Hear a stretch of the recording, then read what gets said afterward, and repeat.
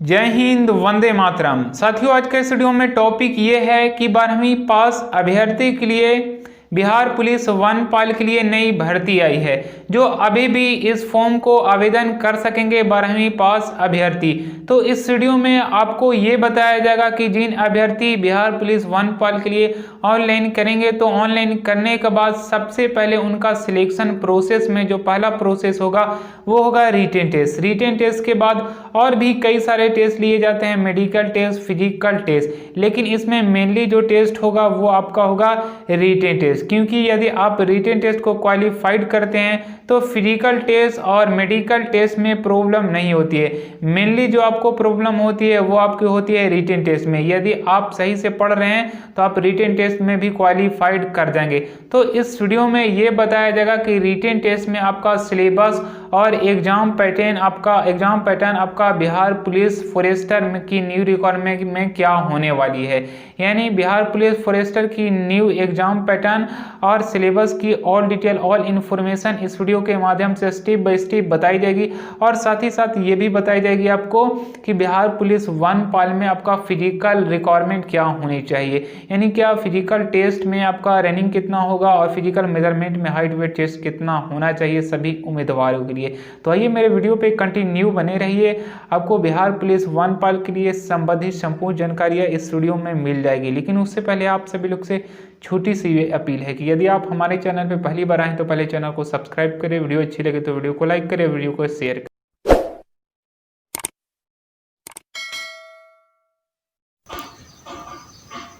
सबसे पहले हम लोग देखेंगे बिहार पुलिस फॉरेस्टर की पैटर्न के बाद सिलेबस और सबसे अंतिम चरण में देखेंगे कि बिहार पुलिस वनपाल में फिजिकल टेस्ट में क्या क्या रिक्वायरमेंट मांगी जाएगी।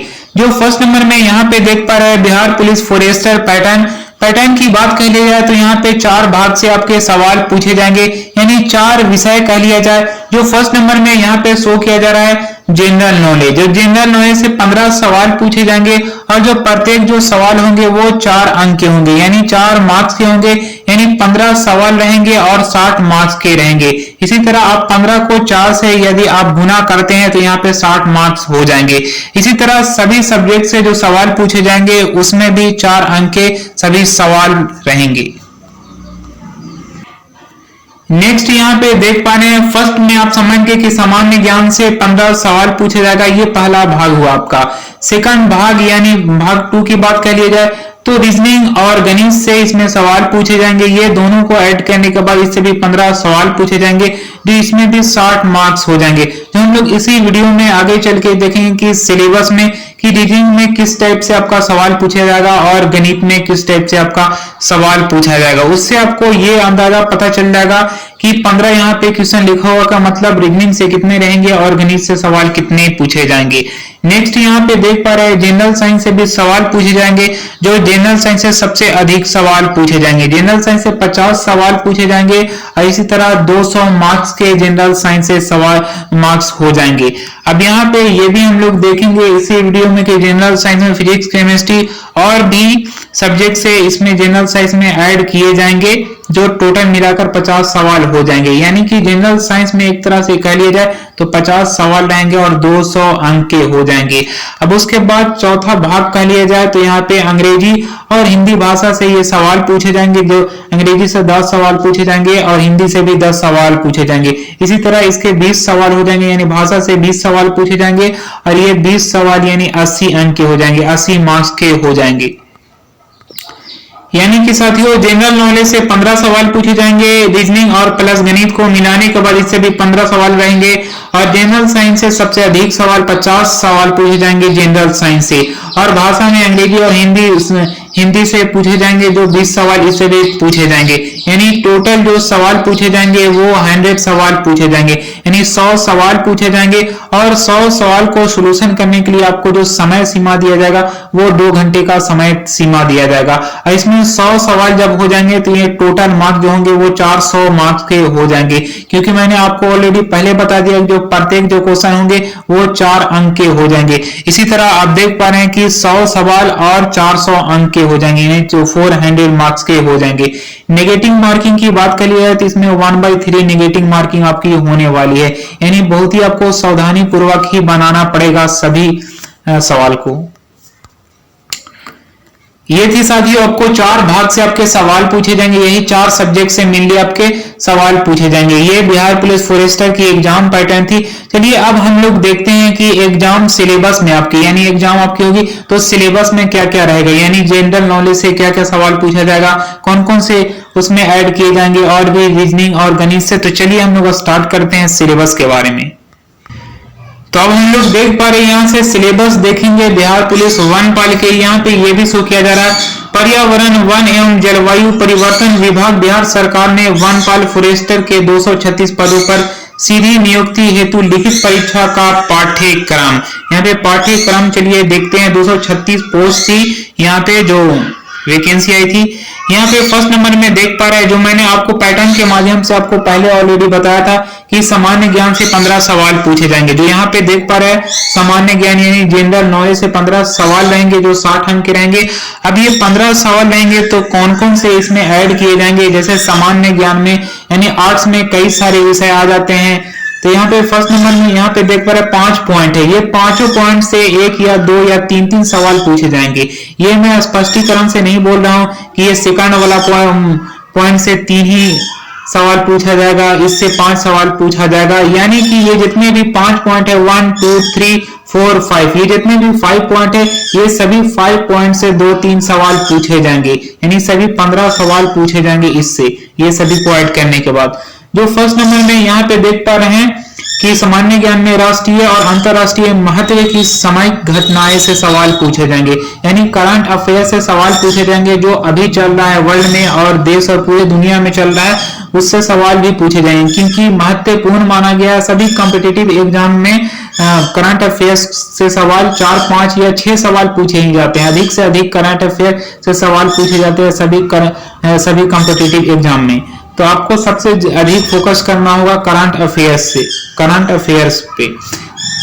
नेक्स्ट यहाँ पे देख पा रहे हैं पॉइंट, भारत का इतिहास और भारतीय राष्ट्रीय आंदोलन, यानी भारत का इतिहास और भारतीय राष्ट्रीय आंदोलन से भी सवाल पूछे जाएंगे, इससे भी 2-3 सवाल पूछे जा सकते हैं। नेक्स्ट यहाँ पे देख पा रहे हैं भूगोल से भी सवाल रहेंगे, जो बिहार भारत एवं विश्व का प्रकृति, जिसमें बिहार का भूगोल और भारत एवं विश्व का प्रकृति से सवाल रहेंगे, और सामाजिक और आर्थिक भूगोल में सवाल पूछे जाएंगे इससे। अब यहाँ पे देख पा रहे हैं भारतीय राजतंत्र और शासन से भी सवाल पूछे जाएंगे। तो भारतीय राजतंत्र और शासन से सवाल पूछे जाएंगे तो किस तरह से पूछे जाएंगे, कौन सा चैप्टर से, तो आपका रहेगा संविधान से रहेगा, राजनैतिक प्रणाली, पंचायती राज, लोक नीति, अधिकारों संबंधी मुद्दे आदि, इससे आपके सवाल पूछे जाएंगे भारतीय राजतंत्र और शासन में। नेक्स्ट यहाँ पे पॉइंट देख पा रहे हैं सबसे अंतिम वाला, यहाँ पे देख पा रहे हैं आर्थिक और सामाजिक विज्ञान, आर्थिक और सामाजिक विकास से भी सवाल पूछे जाएंगे, जो गरीब और कमजोर वर्गों का उत्थान से सवाल पूछा जाएगा। समावेशी विकास, सतत वहनीय विकास, जनसांख्यिकी, सामाजिक क्षेत्र में की गई पहल आदि, इससे आपके सवाल पूछे जाएंगे। ये आपको सभी को ऐड करने के बाद यानी 2-3 सवाल सभी पॉइंट से पूछे जाएंगे, ये 5 पॉइंट से पूछे जाएंगे। इसी तरह सामान्य ज्ञान से 15 सवाल पूछे जाएंगे। नेक्स्ट हम लोग देख पा रहे हैं ये भाग 1 के बारे में आप समझ गए। अब भाग 2 देखते हैं। भाग 2 में मैंने आपको ऑलरेडी पहले बताया था कि रीजनिंग और प्लस गणित से सवाल पूछे जाएंगे, यानी मैथ से। तो भाग 2 में यहाँ पे यही बातें लिखा हुआ है, तार्किक कौशल, यानी तार्किक कौशल से 15 सवाल आपको पूछे जाएंगे, जो 15 सवाल में इसमें रीजनिंग से भी सवाल रहेंगे और इसमें गणित से भी सवाल रहेंगे, जो यहाँ पे विस्तार पूर्वक समझाया भी गया है। जो फर्स्ट नंबर में यहाँ पे देख पा रहे हैं कि 5 प्रश्न, यानी मैंने आपको पहले बताया कि जो प्रत्येक जो प्रश्न होंगे वो 4 अंक के, 5 प्रश्न इसी तरह 20 अंक के हो जाएंगे।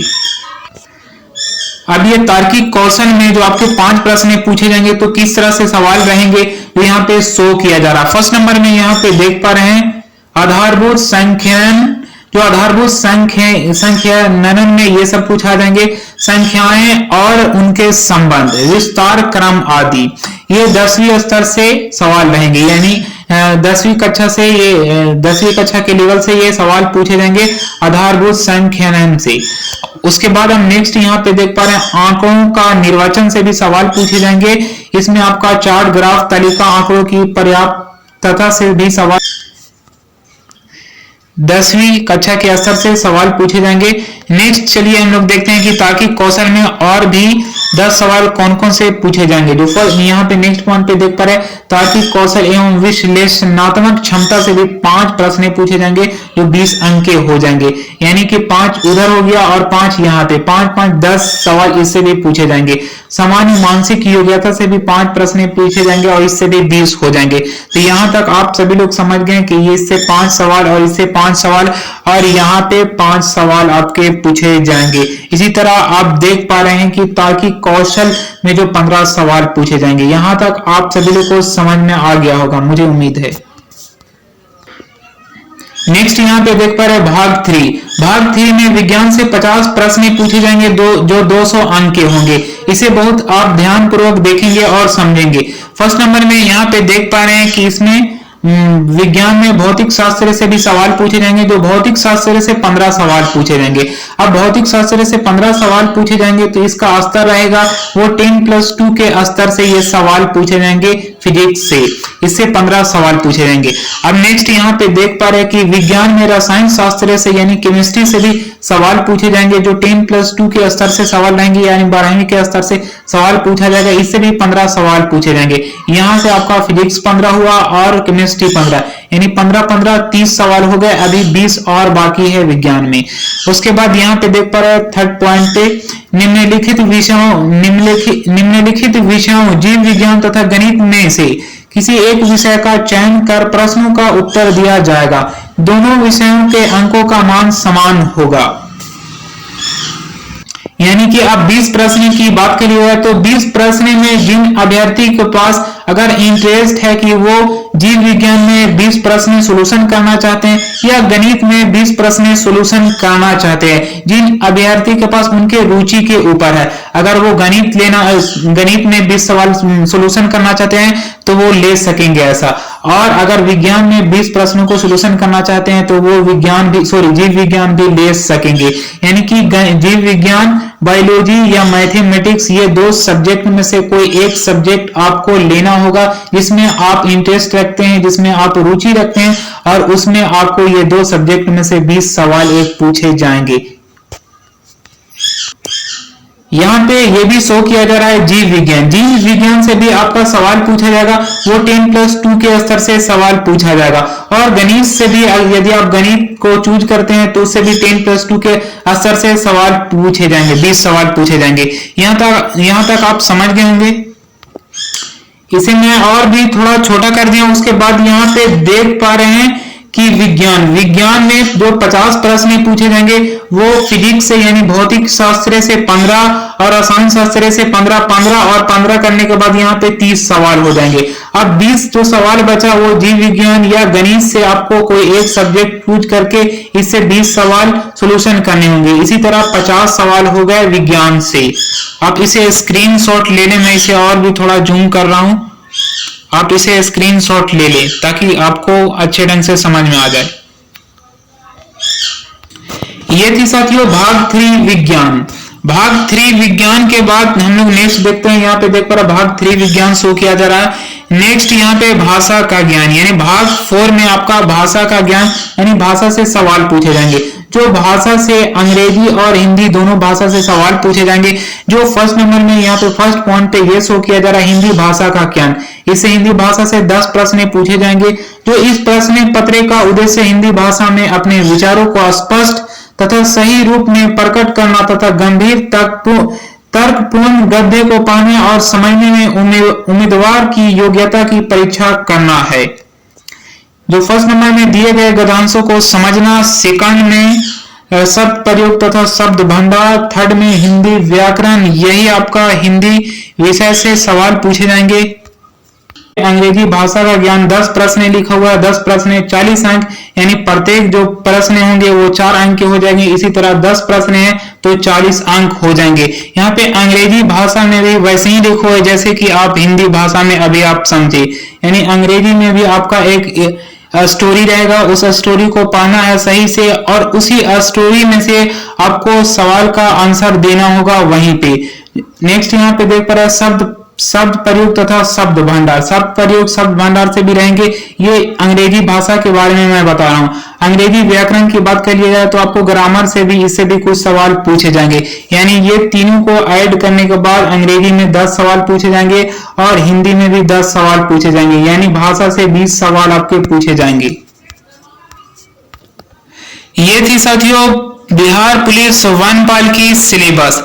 अब चलिए हम लोग देख लेते हैं कि बिहार पुलिस वनपाल में सभी उम्मीदवारों के लिए फिजिकल मेजरमेंट टेस्ट में आपका क्या होना आवश्यक है और फिजिकल टेस्ट में आपका क्या होना आवश्यक है। यहाँ पे ये शो किया जा रहा है फिजिकल एलिजिबिलिटी। फिजिकल एलिजिबिलिटी की बात करिए, सबसे पहले कद यानी हाइट की बात करिए जाए तो जिन उम्मीदवार जनरल और ओबीसी और वो मेल हैं और एससी और एसटी और ईबीसी कास्ट से बिलोंग करते हैं, यानी सभी जाति के लिए यहाँ पे हाइट का कॉलम शो किया जा रहा है। यहाँ पे फर्स्ट नंबर में ये शो किया जा रहा है कि हाइट जनरल और ओबीसी कास्ट के लिए 165 सेंटीमीटर मिनिमम हाइट होना चाहिए और जिन कैंडिडेट एसटी और एससी और एसटी कास्ट से बिलोंग करते हैं तो उनका हाइट मिनिमम 160 सेंटीमीटर होना चाहिए और ईबीसी कास्ट के लिए 165 सेंटीमीटर मिनिमम हाइट होना चाहिए। नेक्स्ट यहाँ पे देख पा रहे हैं फीमेल। फीमेल की बात कर लिया जाए तो फीमेल का कम से कम 160 सेंटीमीटर, महिला अभ्यर्थी के लिए 160 सेंटीमीटर कम से कम हाइट होना आवश्यक है। नेक्स्ट यहाँ पे देख पा रहे चेस्ट की बात कर लिया है। चेस्ट मेल की बात कर लिया जाए तो जनरल और ओबीसी कास्ट से जो बिलोंग करते हैं तो उनका मिनिमम चेस्ट 81 होना चाहिए और 5 सेंटीमीटर चेस्ट का फुला होना चाहिए, यानी 81 टू 86 सेंटीमीटर चेस्ट होना चाहिए जो कैंडिडेट जनरल और ओबीसी कास्ट से बिलोंग करते हैं। और यहाँ पे देख पा रहे एससी और एसटी कास्ट की बात कर लिया तो मिनिमम 79 सेंटीमीटर इनका चेस्ट होना चाहिए और 5 सेंटीमीटर चेस्ट का फिगर फुला होना चाहिए, यानी 79 टू 84 सेंटीमीटर एससी और एसटी कास्ट के लिए चेस्ट होना चाहिए। ईबीसी की बात कर लिया जाए तो 81 टू 86 सेंटीमीटर चेस्ट होना चाहिए। नेक्स्ट यहाँ पे देख पा रहे हैं वॉकिंग यानी रनिंग, इसमें टेस्ट नहीं होगी, आपको साधारण चलना होगा। जो मेल कैंडिडेट को 25 किलोमीटर की दूरी 4 घंटे में तय करना होगा। जनरली आपको साधारण चलना होगा 25 किलोमीटर और 25 किलोमीटर चलने के लिए जो आपको समय सीमा दिया जाएगा वो 4 घंटे का समय दिया जाएगा। ये पुरुष अभ्यर्थी के लिए इस जगह पे शो किया जा रहा है। अब नेक्स्ट यहाँ पे देख पा रहे हैं महिला के लिए। महिला के लिए बात करी जाए तो 14 किलोमीटर की दूरी तय करना होगा महिला के लिए और 14 किलोमीटर की दूरी तय करने के लिए महिला को जो समय सीमा दिया जाएगा वो 4 घंटे का समय दिया जाएगा। ये थी साथियों बिहार पुलिस वनपाल की exam pattern, syllabus, physical test की ऑल डिटेल, ऑल इंफॉर्मेशन। धन्यवाद। जय हिंद, जय भारत।